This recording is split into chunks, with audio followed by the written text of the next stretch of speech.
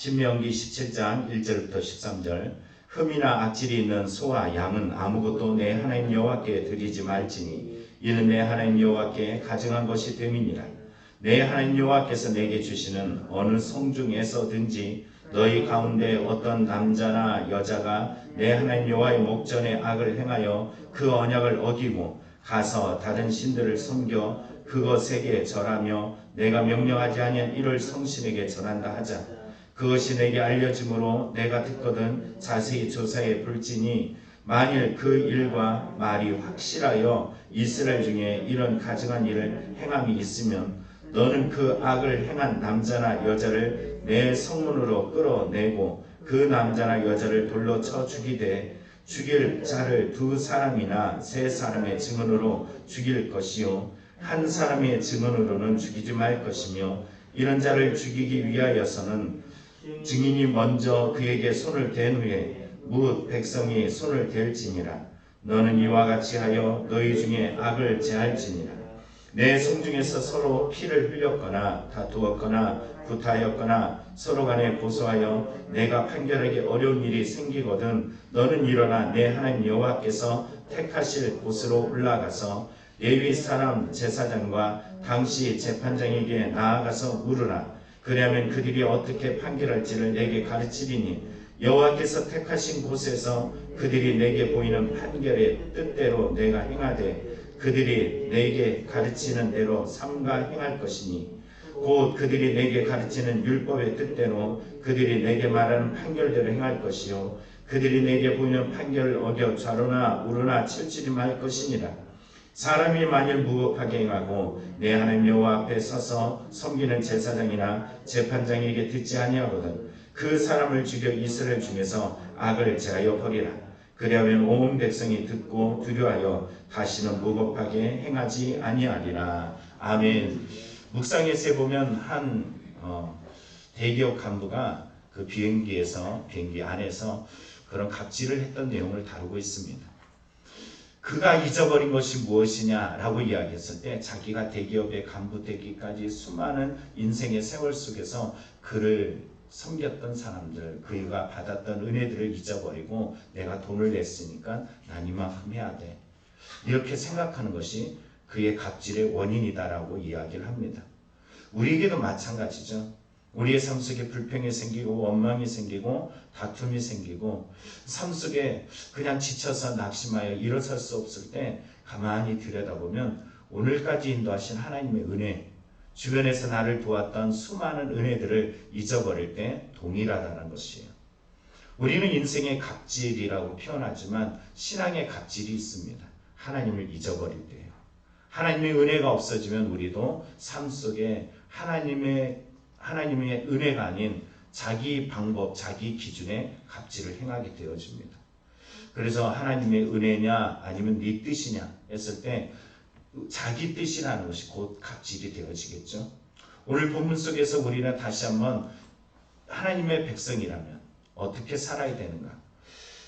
모세가 주는 제2의 이 고별 설교인 오늘 본문을 통해서 하나님의 백성은 어떻게 살아야 되는가, 이 말씀 중에 오늘 우리에게 주어진 말씀입니다. 이 말씀의 구조를 보면은 첫째는 1절에 흠없는 제물에 대한 금지 규례를 말해주고 있고 2절부터 7절에 보면 우상 숭배자의 처리에 대한 규례를 말하고 있습니다. 8절부터 13절에 보면 주요 소송에 대한 규례에 대해서 말해주고 있어요. 이 말씀을 다시 한번 우리에게 새기면서 이 말씀을 깊이 따라서 하나님의 은혜를 향해서 더 전진하는 신앙이 되길 원합니다. 왜냐하면 신명기라는 것이 뭐예요? 여러분, 신학자들이 말하는 것처럼 신명기에 대한 재조명이 언제 일어났다 그래요? 바벨론 포로 시대 때 일어났다 그러잖아요. 우리가 어쩌다가 이렇게 망했는가, 이렇게 멸망했는가, 어쩌다가 이렇게 되었는가 라고 이야기했을 때, 아, 그렇구나, 우리가 하나님의 말씀을 듣지 않아서 그랬구나. 그러니까 오늘 본문의 신명기의 말씀도 모세 기준으로 다시 한번 자세히 보세요. 너희들이 왜 이전 출애굽 1세대가 멸망했느냐 했을 때 뭐라고 그래요? 너희들이 말씀을 듣지 않았어. 네 기준에 의해서 살았잖아. 은혜를 잊었잖아. 이런 말씀이잖아요.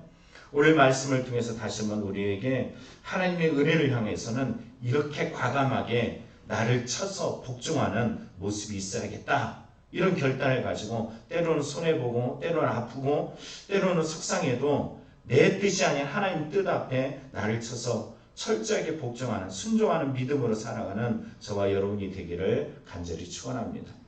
첫째 말씀은 이거예요. 뭐라고 하냐면 흠 있는 재물을 금지해라. 흠 있는 재물을 내게 가져오지 마라. 드리지 마라. 이 말씀이죠. 쉽게 이야기하면 자, 오늘 성경 1절에 말합니다. 흠이나 악질 있는 소와 양은 아무것도 내 하나님 여호와께 드리지 말지니 이는 내 하나님 여호와께서 가증한 것이 됨이니라. 가증한 것은 뭐냐 하면 흠 있는 것, 그리고 오늘 여기 말하는 악질이 있는 것. 자, 오늘 성경에 말하는 이 흠이라는 것은 얼룩, 상처 이런 말을 말하고 있습니다. 부상을 입은 것, 흠 있는 것. 이것은 하나님께 드릴 것이 아니에요. 또 뭐라고 이야기해요? 악질이라고 표현하죠. 이 전염병이라고 말합니다. 생명의사를 보면 설명되어지는 한 부분에 보면 악질, 가축에게 발생하는 전염병을 가리킨다 이렇게 써 있어요. 그런데 이것을 악질이란 이 원어로 보면 이걸 뭐라 그러냐면은 이거를 악한 것 이렇게 얘기해요. 그러니까 병든 것을 하나님 앞에 드리는 것은 어떤 마음이에요? 악한 거야, 악한 거. 하나님 앞에 온전하게 드리지 못하는 마음은 악한 것이. 왜 이렇게 병든 것, 이렇게 흠 있는 것을 드리느냐 하면은 아까우니까. 아까우니까 그래, 아까워서. 아까워하는 마음의 결국은 좋은 것은 떼어서 자기를 위하여, 나쁜 것은 누구를 위하여? 하나님을 위하여. 쓸모없는 것은 하나님을 위하여. 이런 마음이에요. 말라기 시대 때 우리 주일날도 그렇고 어제 전상도 이야기했지만 말라기 시대 때 나타났던 그들의 하나님을 섬기는 모습이 성경에 나타나잖아요. 7절과 8절에 보면 이렇게 말합니다. 너희가 더러운 떡을 나의 제단에 드리고도 말하기를 우리가 어떻게 주를 더럽게 하였나이까 하는도다. 이는 너희가 여호와의 식탁을 경멸히 여기길 것이라 말하기 때문이라. 왜 더러운 떡을 드린다고요? 여호와를 경멸히 여겨. 그들은 이렇게 경멸하게 여기기 때문에 8절에 말하기를 눈먼 것, 병든 것, 저는 것을 드리면서 야 그것을 총독에게 드려봐 라고 이야기할 때 그들이 뭐라 그래요? 우리 그런 적 없습니다 라고 이야기합니다. 하나님이 야 그가 기뻐하겠느냐 이렇게 말씀하시죠. 이들의 이런 모습의 실체가 성경에 말라기서 1장 13절에 나옵니다. 만군의 여호와가 이르노라 너희가 또 말하기를 이 일이 얼마나 번거로운고 하며 코웃음치고 훔친 물건과 저는 것 병든 것을 가져왔느니라. 너희가 이같이 봉헌을 가져오니 내가 그것을 너희 손에서 받겠느냐 이는 여호와의 말이니라. 하나님 앞에 드리는 그들의 모습을 잘 보여주고 있어요. 여러분 우리가 하나님 앞에 드릴 때 뭘 드려야 되냐면 중심을 드려야 돼요. 내가 많고 적음이 중요하지 않아요. 내가 가지고 있는 마음속에 억지로가 아니라 진심을 담고 전심을 담아서 하나님 앞에 드리는 그 마음을 하나님이 기뻐하셔요. 엘리야같이 아주 멋지고 훌륭한 사람 말고 하나님 앞에 형편없어 보이는 두렵돈 들인 여인의 모습, 빵 한 조각 살 수 없어도 자신의 마음에 중심을 담아서 드리는 그 마음을 주님은 기뻐하셔요. 바로 옆에 수많은 부자들이 있었지만 그들을 칭찬하지 아니하시고 예수님은 그 돈이 자기의 주머니에 들어오지도 않은데도 불구하고 그 마음의 중심을 받으셨다는 거예요. 여러분 이 예배의 모습은 여러분 뭘로 드리나요? 눈먼 것, 병든 것, 저는 것, 억지로, 대충 여러분 전심을 다하여 드리는 믿음들이 되기를 간절히 축원합니다. 이사야서 10편 50장 23절에 보면 이렇게 말해요. 감사로 제사를 드리는 자가 나를 영화롭게 하나니. 여러분 주님 앞에 감사함으로 드리기를 원합니다. 여기 뒤에 보면은 글을 하나 더 추가했죠. 감사 예배, 늘 감사 예배. 그런데 이제는 늘 감사, 늘 은혜예요. 여러분 주님 앞에 우리의 마음, 우리의 몸, 너를 거룩한 산제물로 드리라는 하나님이 원하시는 것은 나예요. 나를 깁세요. 나 이것밖에 안 돼요. 두렵돈밖에 안 돼요. 괜찮아요. 하나님 여러분의 중심을 기뻐하시는 줄 믿습니다. 그래서 여러분을 위해서 뭐 하셨어요? 십자가에 달려 돌아가셨잖아요. 여러분을 대가를 치는데 여러분의 대가가 십자가 값만큼이야. 얼마나 귀합니까? 잊지 마시고 그 믿음 안에 사시기를 간절히 축원합니다. 두 번째 내용은 2절부터 7절에 보면 우상 숭배자에 대한 처리를 말하죠. 시간이 많이 가서 좀 짧게 이야기하겠습니다. 오늘 본문에 보면은 어디나 어느 곳에나 누구나 다 그런 하나님의 말씀을 거역하고 우상 숭배자가 될 수 있는 이런 요소가 있다라는 거예요. 2절 3절을 보면 말하죠. 어느 성 중에 어떤 남자 어떤 여자가 목전에 악을 행한다 그래요. 이게 바로 우상 숭배자예요. 가증한 것을 쫓아가는 이들의 모습은 하나님의 언약을 어기고 하나님의 목전에서 악을 행하는 사람들이에요. 누가 우상 숭배자냐? 여호와의 하나님을 잊어버리고 언약을 파기하고 하나님이 아닌 다른 것을 섬기고 따라가는 사람이 곧 우상 숭배자예요. 이런 우상 숭배자의 모습을 보면은 다른 신들을 섬기고 3절에 절하고 그리고 하나님이 명령하지 아니한 하나님 말씀하지 아니한 너 그게 절에 말하지 않았어. 그런데 그러한 일월 성신 눈에 보여지는 것을 섬기며 따라간다라는 사실입니다. 에스겔서를 보면 이스라엘이 멸망하는 그 시점을 보여주고 있어요. 그발 강가에 하나님께서 에스겔에게 찾아오셔서 실체를 보여주잖아요. 그의 영을 데리고서 예루살렘의 성전에 머물죠. 이 바벨론 포로 시대에 살아가는 이 포로로 끌려온 에스겔에게 야 도리어 네가 나와 함께하는 것이 더 귀해라고 이야기하면서 성전에 가까이 갔더니 그 안에 장로들은 무엇을 하고 있었냐면 그들은 성전 안에서 거룩한 척하면서 실제로는 그 안에서 애굽의 곤충신들을 몰래 섬기고 있었고 또 여자들은 이 여름신인 다무스 신을 섬기고 있었고 제사장들은 뭐하고 있었냐? 하나님을 섬기며 예비하며 제사해야 될 제사장들이 하나님께 관심을 두지 않고 도리어 하나님을 등져요. 하나님이 거룩해서 하나님의 얼굴을 보면은 죽을까봐 두려움 속에 한 게 아니라 그들은 하나님께 관심이 없어. 누구에게 관심이 있어요? 하늘의 일월 성신을 섬기는 그들의 마음이었어요. 오늘 이 땅에 예배하는 저와 여러분의 마음이 하나님을 등지고 하나님을 외면하고 그리고서 그렇게 살아갈 사람이 어디 있느냐? 어디 있을까요? 여기 있어요. 제가 될 수 있어요. 여러분이 될 수 있어요. 어제 은혜 받은 자가 오늘은 하나님을 등지고 1월 성신을 쫓아갈 수 있어요. 하나님 앞에 날마다 이 말씀을 따라가지 않으면 출애굽한 그 백성들 수많은 이적과 기적을 경험하고 현장 속에 하나님이 쉬없이 보여주지만 그 하나님을 바라보지 못하면 언제나 1월 성신을 그리고 언제나 남녀노소가 하나님이 아닌 다른 것을 섬기며 절할 수 있다는 것을 여러분 기억하시기 바랍니다. 내가 될 수 있겠구나. 베드로는 뭐라 그래? 늘 깨어있어라. 우는 사자와 같이 삼킬차를 찾는 사단 마귀에 대해서 우리에게 경고하고 있습니다. 여러분 조심하시기 바랍니다. 그래서 오늘 성경은 뭐라고 이야기하느냐? 4절에 말하죠.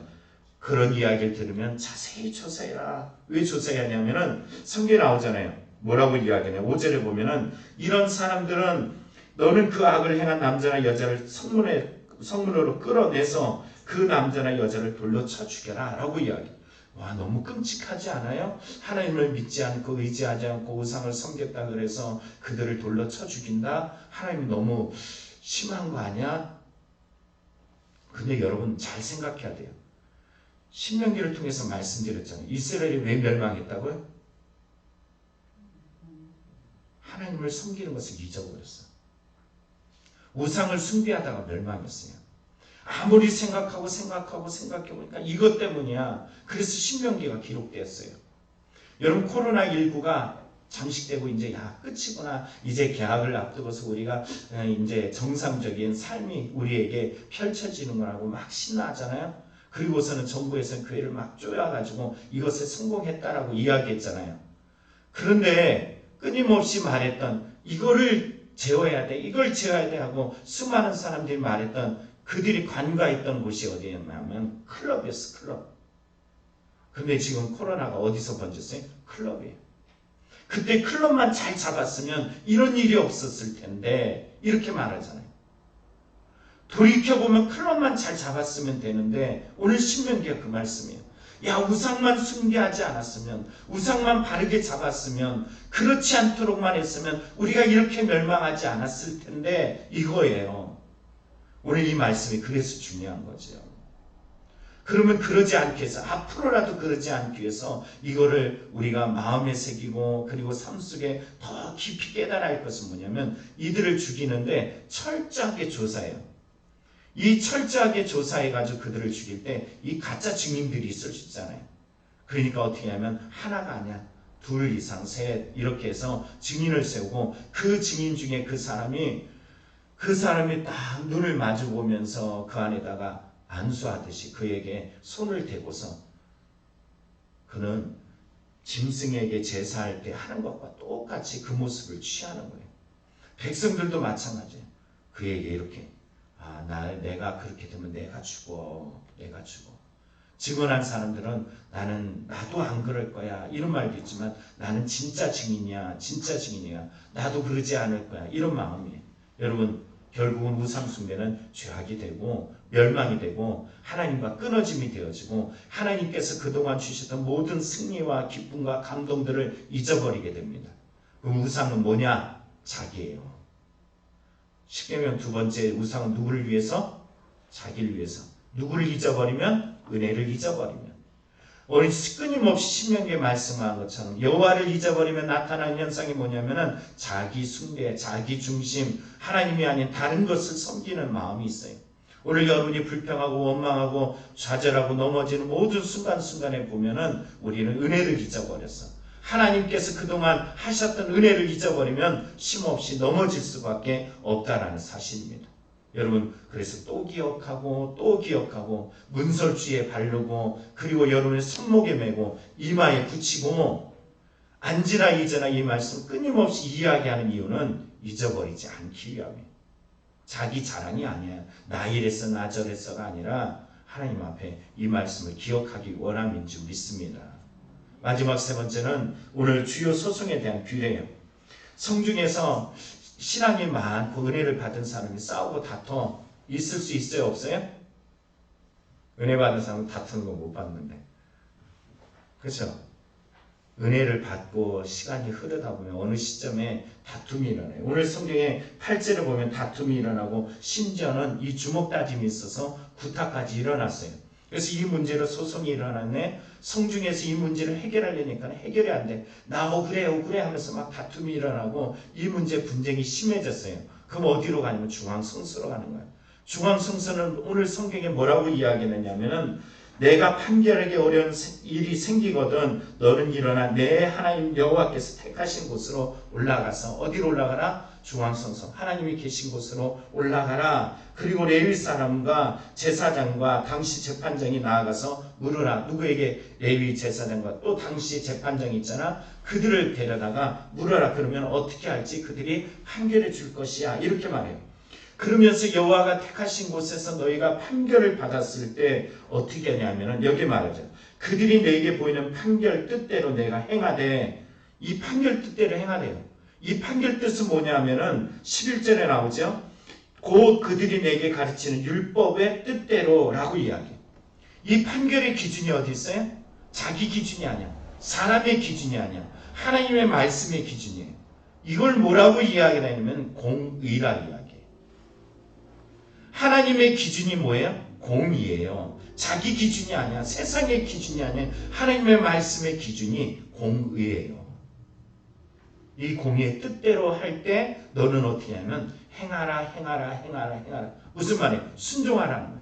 너의 삶 속에 어떤 어려움이 있고 분쟁이 있고 속상하고 괴롭고 왜 나에게 이런 일들이 있을까 하면서, 그럴 때마다 어디로 가라? 하나님이 계신 곳으로 가라. 그리고 너 그 뭐 속상함, 괴로움, 상처, 두려움 다 던져버리고 누구의 뜻 앞에 서라? 하나님의 공의 앞에 서라, 이 말이에요.